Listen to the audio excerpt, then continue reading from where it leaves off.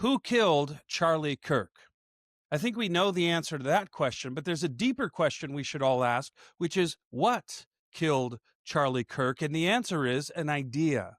And not just any idea, a dogma. And not just any dogma, a religious dogma. Charlie was killed by religious dogma. We're going to explore that dogma in this episode, so step inside the shed and beam and add a little meaning to your day.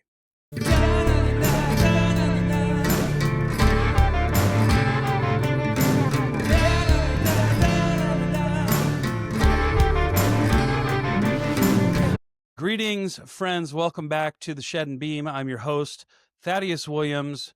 I want to spend some time today thinking about not who, but what killed Charlie Kirk. And my answer to that is a religious dogma. Now, what do I mean? Before you start, weighing in the comment thread, please hear me out. What I mean by religious dogma, let me define my terms, is something we might call an unthought. Unthought. Maybe you've never heard that word before, but an unthought is something that we don't reason to. It's not a conclusion we draw after thinking real deeply. Rather, it's something we reason from. An unthought is a presupposition. It's an assumption about the way the world works. So to better explain what an unthought is, let me borrow from the great postmodern novelist David Foster Wallace. David Foster Wallace, in his famous speech, "This is Water," gives us a story of two fish, and they're swimming through the ocean side by side, and along comes an older fish and says, "Hey fellas, how's the water?" And one fish looks at the other and says, "What the heck is water?" And the point of David Foster Wallace's story here, is a little allegory, is that there's certain ideas that we're swimming in that we don't even realize we're in because it's the whole world around us. And so the unthought that I'm convinced killed Charlie Kirk is just the water we're swimming in. This isn't just a leftist thing. You find it in the right too. It's an idea that has permeated our society at virtually all levels. Now, before I get to what the idea is, let me explain what this particular idea, this unthought, this religious dogma does. One of the things it does is makes it virtually impossible for many parents to understand their kids. Makes a huge generation gap between parents and their millennial or Gen Z children.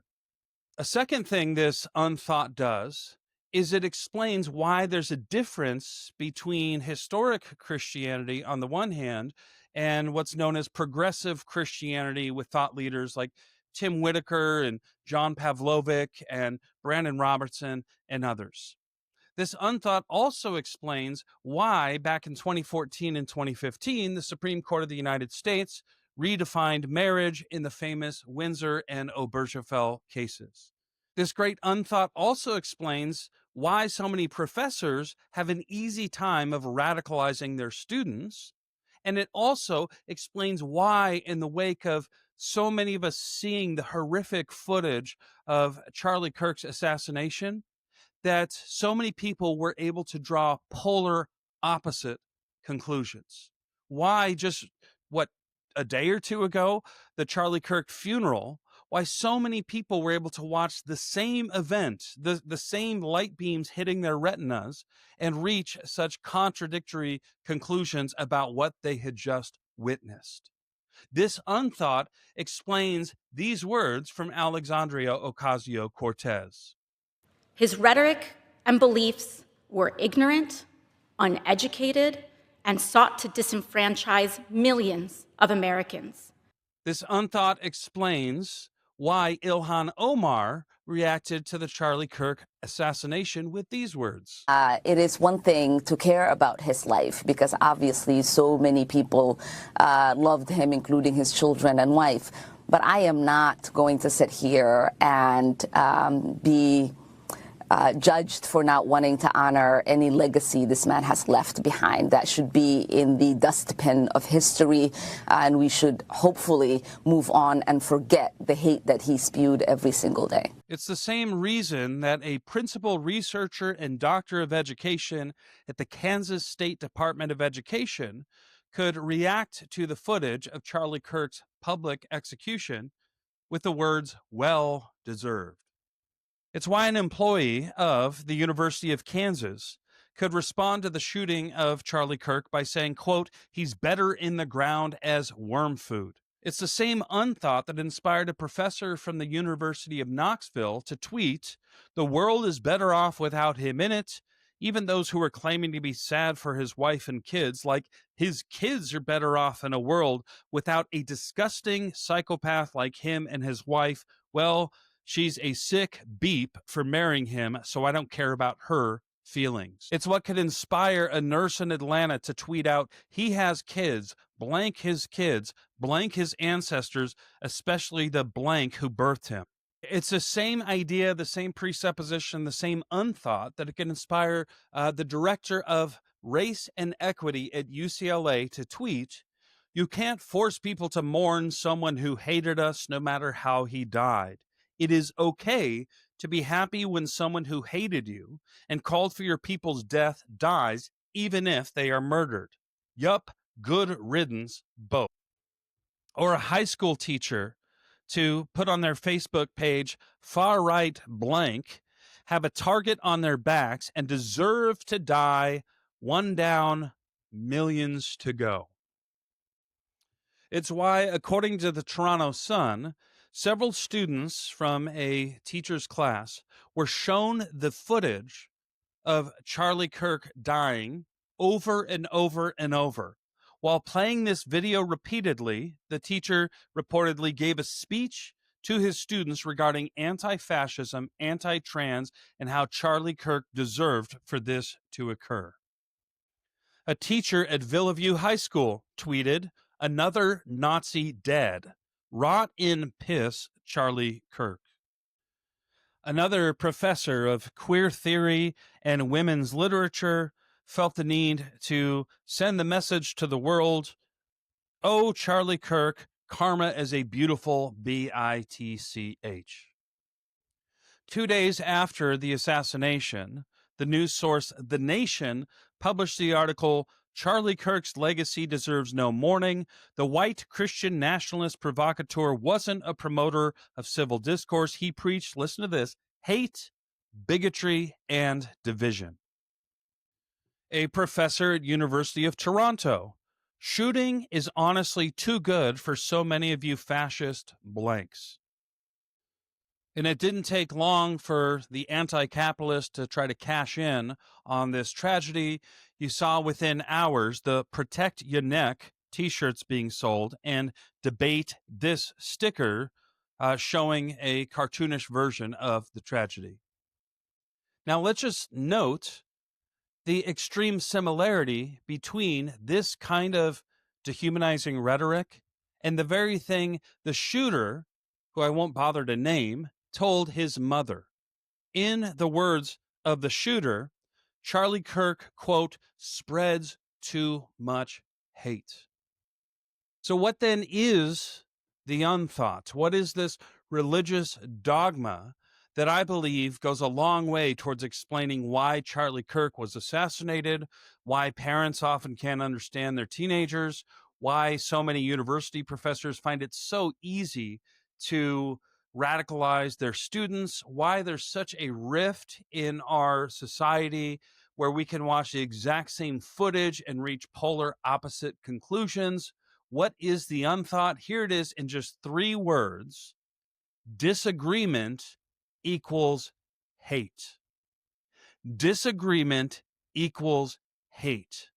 There's the unthought. Let's unpack it. Now, the word hate in that sentence has been cashed out with a whole long list of pejorative slams. Hate might be cashed out as "you're a fascist," or "you're a Nazi," or "you're a neo-Nazi," or "a white supremacist," or "a homophobe," or "a transphobe," or "a bigot," or "a hater."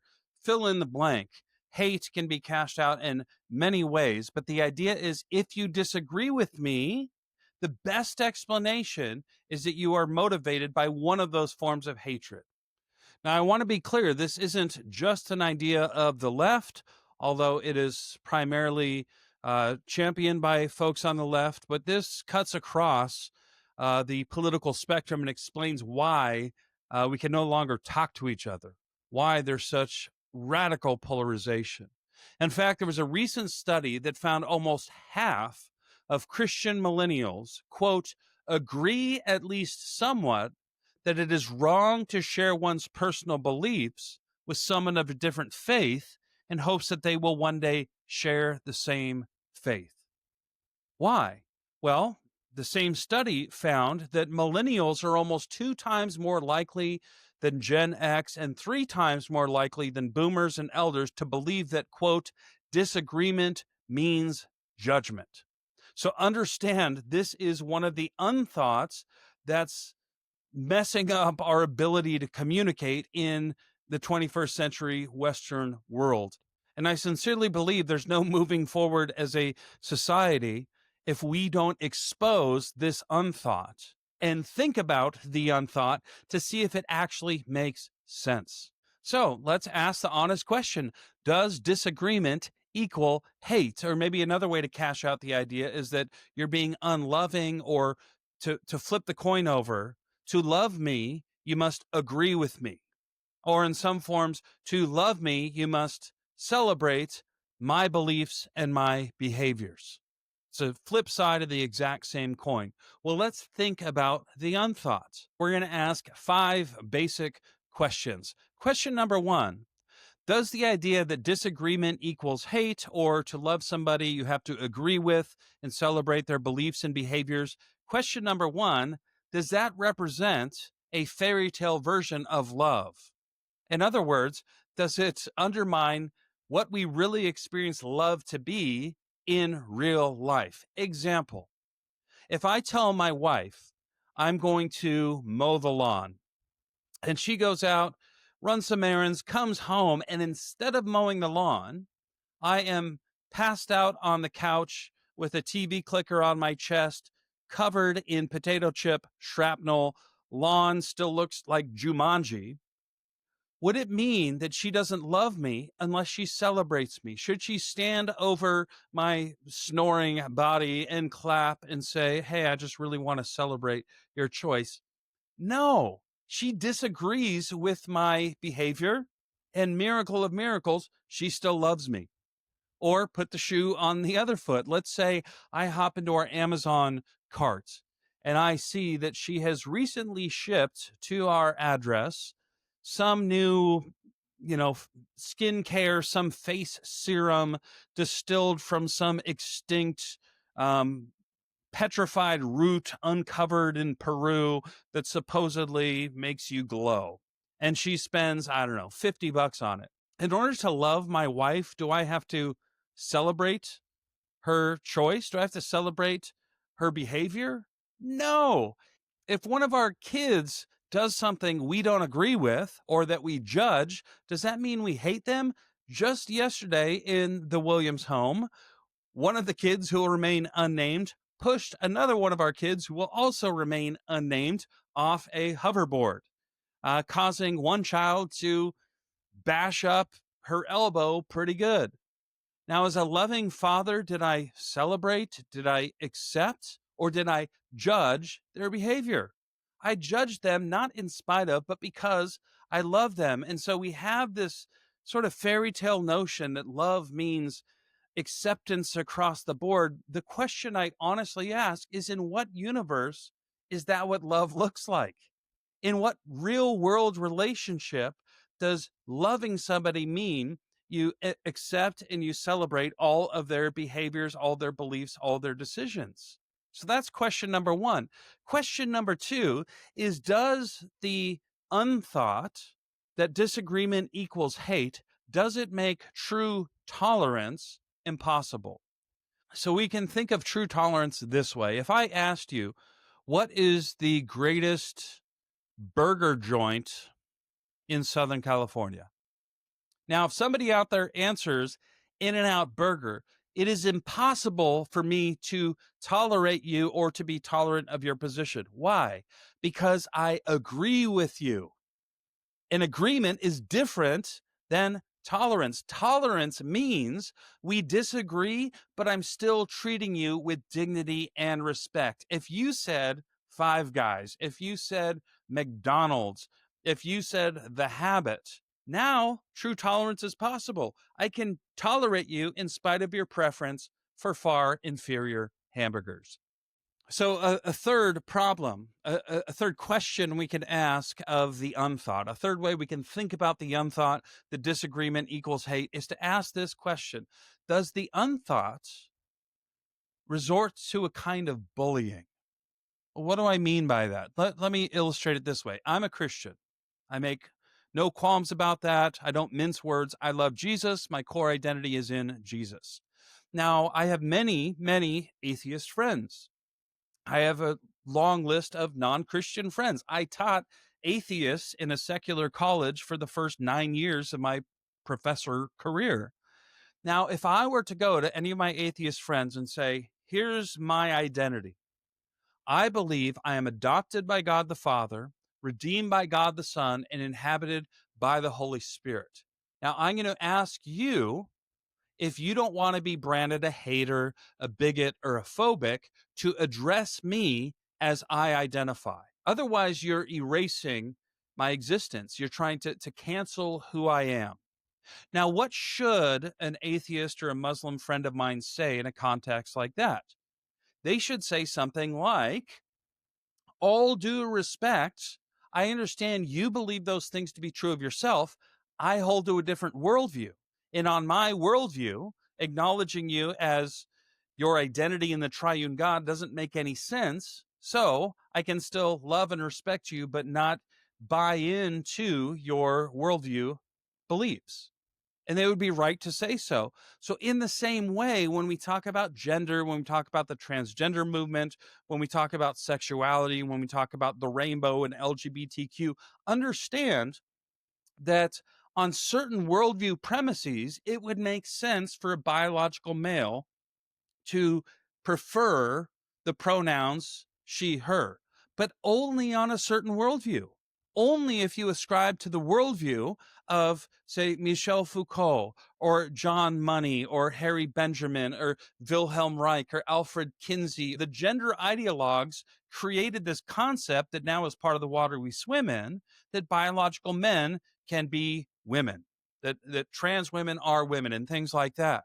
Understand, not everybody holds the worldview of John Money or Alfred Kinsey or any of the other gender ideologues. And so for them to not go along with it does not mean they hate you. It does not mean they're bigots. It does not mean they're phobics. And so pay attention.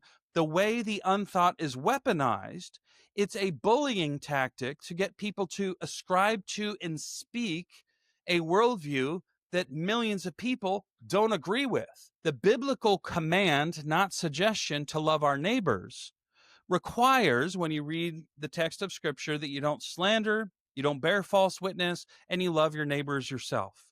Now, the unthought would have us believe if you question trans ideology, you are motivated by bigotry, hatred, or fear. And that, my friends, is pretending we have supernatural X-ray vision into people's true motive. So maybe rather than automatically jumping to the assumption that somebody is opposed to transgender ideology because they hate transgender individuals, rather than jumping to the assumption that they don't have deep sympathy and empathy for folks going through a gender identity crisis, maybe instead of hatred, bigotry, or phobia, maybe there's something else that explains the fact that they don't walk in line with trans ideology. Maybe, for example, they've read Abigail Shrier's Irreversible Damage.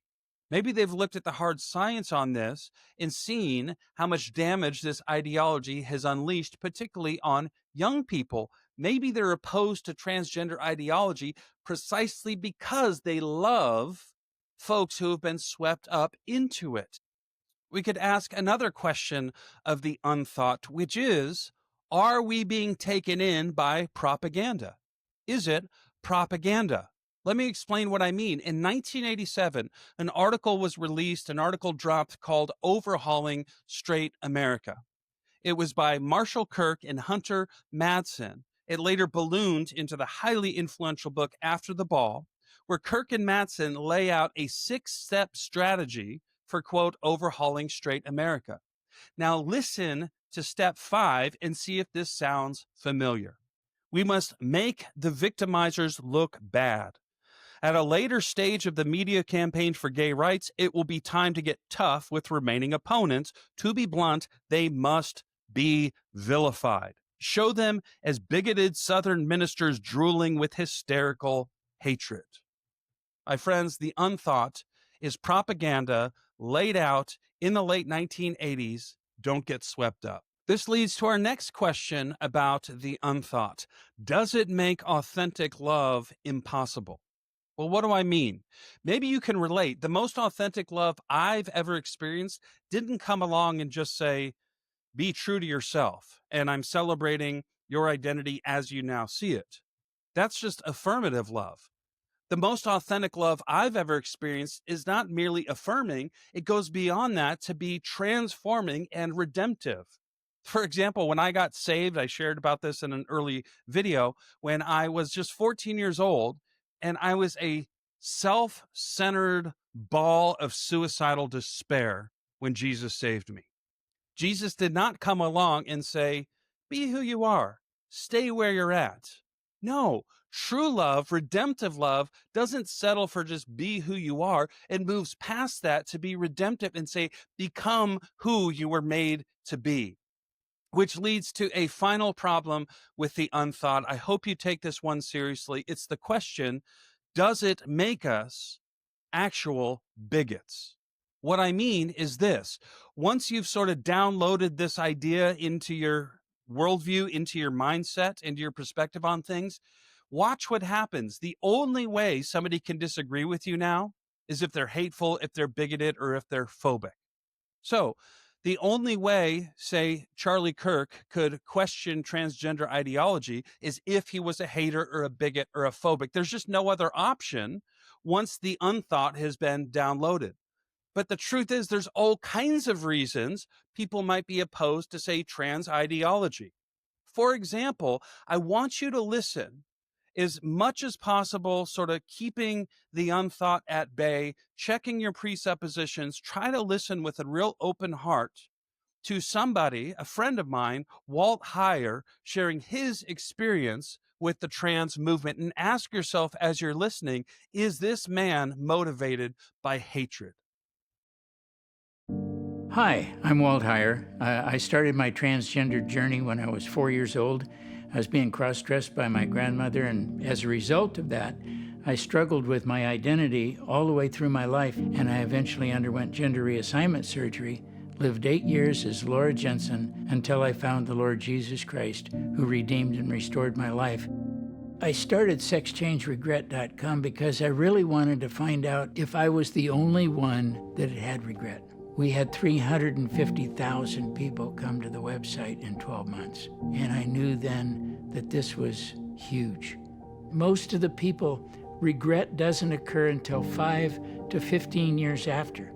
So we're looking at the people's lives early on, 2 and 3 and 4 years after they had the surgery, and report success. But we don't talk about these individuals 20 years later that wants to commit suicide. There'd probably be many more of them coming out like I am, except they've committed suicide. They died. The Lord wants the transgender community in the church. The Lord wants them to hear the truth, that something happened to them that was horrible. But the only way to really escape pain in your life is turn it over to Jesus Christ so that the pain goes away. You know, it's never too late to be redeemed and restored by Jesus Christ. Now listen to this story by Chloe Cole weighing in on the questions of trans, and see if her disagreement about trans ideology, if the only explanation is, oh, she must be a hater and a bigot. Listen again with an open heart. My name is Chloe Cole. I'm 18, and my story is not hyperbole. Starting around the age of 12, I began to believe that I was transgender. This belief was not organic. All the media I consumed as a kid showed me how stupid and vulnerable being a girl was. All the sexualized images of women gave me an unrealistic expectation of womanhood. I spent a lot of time online and quickly saw all the praise coming out as trans god on Instagram and other social media. I was a bit awkward in school and had some trouble making friends. Like many dysphoric children, I also suffer from a variety of mental health conditions, so I easily fell prey to the narrative that if I felt different and did not want to be a highly sexualized girl, I must be a boy. I obsessed over becoming a boy. I believed that all my insecurities and anxiety would magically disappear once I transitioned. The mental health professionals did not try to dissuade me of this delusional belief. I was fast-tracked into medical transition after I was diagnosed with dysphoria. In California, a child can pick their gender identity and a care provider questioning that would be considered conversion therapy. This wasn't a misdiagnosis. It was mistreatment. My parents were told that the options were transition or suicide. They complied because they were not offered any other treatment solution for my distress. My distraught parents wanted me alive, so they listened to my doctors. I was placed on puberty blockers and testosterone after expressing my gender dysphoria to my therapist, and I was approved for a double mastectomy all by the age of 15. No one explored why I did not want to be a girl. More and more kids are falling for the false promise of happiness if they transition.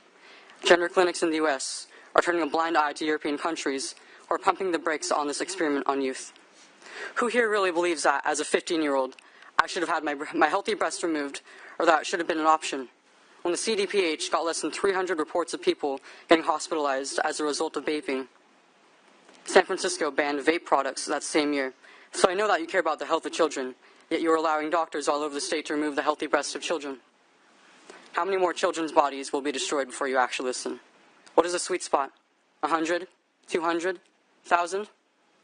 SB 107 will open the floodgates for confused children like me to get the gender interventions that many so regret. I am the canary in the coal mine. Or listen, finally, to this example of Charlie Kirk interacting with a trans individual. And again, ask yourself the question, is his disagreement coming from a place of hatred, bigotry, or phobia? I just want to say I'm a transgender male. What age should kids be able to get things like hormone therapy? Because I don't know what's true, what's not. Tell me, are you comfortable telling me your story? I've known that since like 3rd grade, and I'm currently 19, almost 20. I've known basically since then. I didn't start going by like a different name until 7th and 8th grade. I just don't know, like, with the whole medical stuff, like what's true, what's not, what's helpful, because I've heard so many different opinions. First of all, thank you so much for that. Yeah, of course. So I'm going to have an opinion that very few people will ever tell you, which is I want you to be very cautious putting drugs into your system in the pursuit of changing your body. Mm-hmm. I instead encourage you to work on what's going on in your brain first. I think what you need first and foremost is just a diagnosis. Mm-hmm. Just someone that is going to listen to what you've gone through, listen to what else is going on. My prayer for you, and again, very few people will say this, I actually want to see you be comfortable in how you were born. Yeah. I know that you might not feel that way, but I think that is something that you can achieve. I think that with the right team and the right people, you don't have to wage war on your body. You can learn to love your body. Now, again, the unthought would have us believe that what you just witnessed was nothing but sheer hatred. I want to leave you with this final question. When we buy into the unthought, are we accepting the very premise that got Charlie Kirk killed? What do I mean? Well, if you listen to the words of the alleged shooter to his mother, he said, quote, Charlie Kirk spreads too much hate. And we've seen since Kirk's assassination, the interwebs blow up with the exact same idea that, either celebrating that a hater met his demise, or, yeah, that was terrible, but still, he was a hater. Do you see that ideas have consequences and bad ideas have bad consequences, or in this case, lethal consequences? If the only reason we can think that people disagree with us is because they're bigots or hater or phobics, maybe we're the real bigots, haters, and phobics. So understand the power of ideas, understand the power of words. That if we think the only reason people can disagree with us is because they're motivated by hatred, bigotry, or phobia, we're playing God. We're pretending we have some kind of divine X-ray vision, some kind of omniscience into, well, we know what really makes them tick. And pay attention to the commentaries out there about Kirk, how much this game of divine X-ray vision is being played. I know what really motivated him was hatred, bigotry, and phobia. That, my friends, as I said in the last video, is slander. That is bearing false witness. And that is failing to love our neighbors as ourselves. So if we want to make it forward as a church, if we want to make it forward as a nation through the rift that we're experiencing right now in real time, we need to reject the unthought. We need to recognize that there's reasons other than hate that people disagree with us. Otherwise, we're just going to see more and more bloodshed. Now, hear me clear. There is such a thing as real hate in the world. In fact, we heard it from the stage at Charlie Kirk's memorial service. Listen to this. He did not hate his opponents. He wanted the best for them. That's where I disagreed with Charlie. I hate my opponent. And I don't want the best for them. I'm sorry. I am sorry, Erica. But now Erica can talk to me and the whole group, and maybe they can convince me that that's not right, but I can't stand my opponent. Now, for me as a Christian, my Bible tells me in 1 John that if anyone claims he loves God and hates his brother, he's a liar. I think we need to pray for President Trump. I think we saw true love on display on that same stage when Erica Kirk didn't return hate for hate, but hate with love and forgiveness. This, my friends, is what real love sounds like. That young man. That young man. On the cross, our Savior said,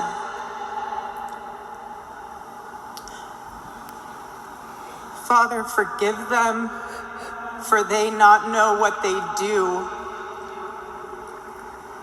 That man, that young man,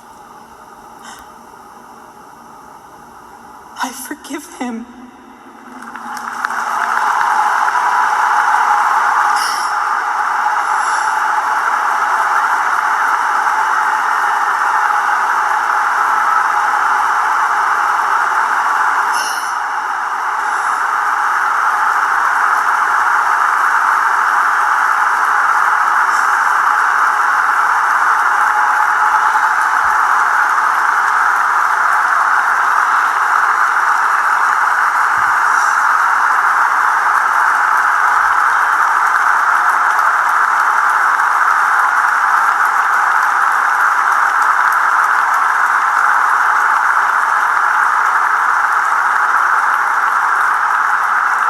Forgive him because it was what Christ did and is what Charlie would do.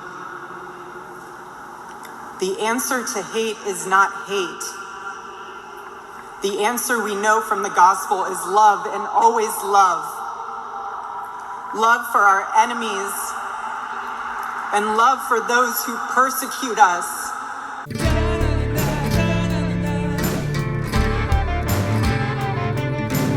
Hey friends, thanks again for joining me for this episode. If you want to take these thoughts deeper, I encourage you to check out a resource, Don't Follow Your Heart, Boldly Breaking the 10 Commandments of Self-Worship. In here, you're going to hear more about my friend Walt Heyer and his story, and many others who have found the meaning of true love. I'll see you next time.